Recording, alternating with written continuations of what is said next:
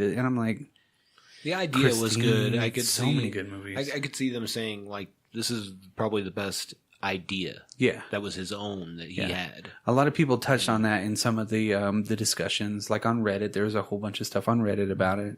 I love Reddit for that reason. I mean, and that's the cool part. I mean, because you could really get on there. If you throw an idea out on any of those, people are like, oh, yeah, maybe it was this, you know, just like with The Thing, just like with anything, just like in the Mouth of Madness. That was mentioned a couple times, too.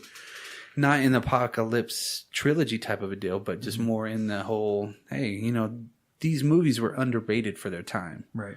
You know, and this one was one of those that was such a fantastic idea. Great everything. You update it, it's going to take off. Yeah. Or it'll be another cult classic. And, well, I think that you would have the option, too, to not make it so secret of the use. Mm-hmm. You know? I think kind of like the Ether in Thor. Yeah. The Dark movie. It was like, yeah, the one that nobody watched. Yeah. But that kind of a thing, you know what I mean? Where it's like more ominous than like the green slime thing. You know? Correct. Those correct. very 80s. Yeah. And the effect for that, if they kept the same kind of idea, but made it more of a form that could move a little bit different. Exactly. You know, that would be pretty cool. Yep. There's a lot of things that they could do different. And again, John Carpenter made a great movie. Absolutely. There's so many people that love it. There's a lot of people that probably don't even know it exists. Oh, for sure. Just because of what it is. I mean, it's just such an unusual, just one shot kind of a thing. Rough. You know? Like nobody saw it, but it's there. Correct. And I mean, most of Carpenter's movies find their legs on home video.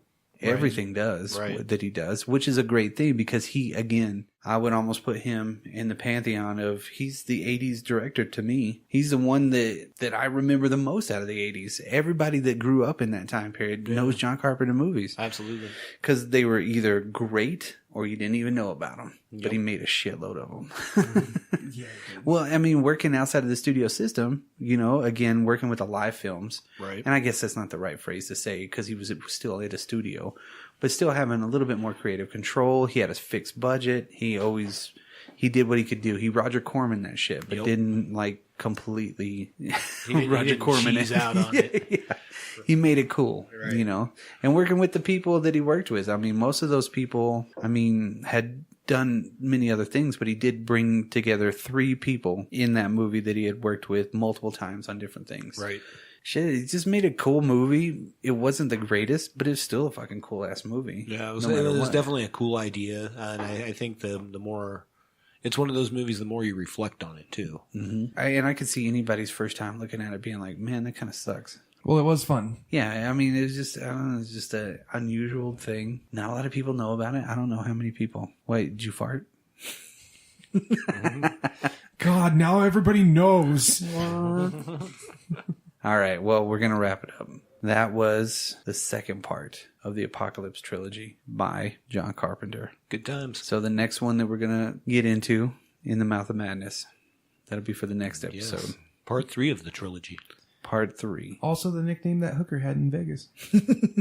What, Prince of Darkness? No, Mouth of Madness. I thought her name was just Madness. No, that's what we called her for short. I thought it was just because we were putting it in her mouth. Oh, yeah. That was the madness. Goodbye, fellas.